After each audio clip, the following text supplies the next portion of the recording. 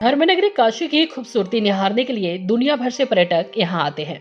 यहाँ के खूबसूरत घाटों के अलावा मंदिर और गलियों का दीदार करते हैं। गुलाबी ठंड के बीच गंगा तट पर बसा एक खूबसूरत शहर विदेशी परिंदों का हनीमून डेस्टिनेशन बन जाता है। हर साल ठंड के सीजन में हजारों किलोमीटर का सफर तय कर साइबेरियन बर्ड्स काशी आते हैं। इन विदेशी परिंदों के काशी आने से यहाँ के घाटों की खूबसूरती और भी बढ़ जाती है। दरअसल रूस से लगे महासागर के पूर्वी और पश्चिमी क्षेत्र से ठंड के सीजन में यह साइबेरियन पंछी अपने देश को छोड़ हजारों किलोमीटर का सफर तय कर काशी आते हैं।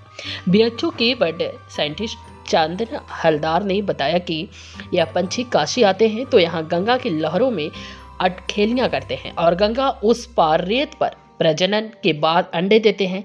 4 महीने बाद जब गर्मी के सीजन की शुरुआत में यह पक्षी वापस अपने वतन लौटते हैं तो उनके साथ उनके बच्चे भी होते हैं। बताते चले कि भोजन की तलाश और वातानुकूलित जगह की तलाश में यह विदेशी परिंदे यहाँ आते हैं। प्रोफेसर चंदना हलदाल ने बताया कि इन पक्षियों के काशी आने का रास्ता भी बिल्कुल सेम होता है। पिछले साल जिस रास्ते से काशी आते हैं हर बार वो उसी रास्ते को यहाँ आने के लिए चुनते हैं।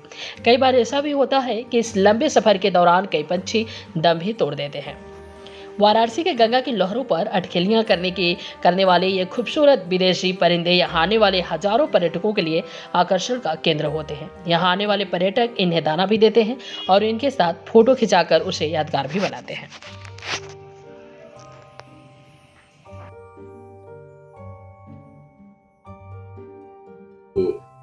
बनारस जैसे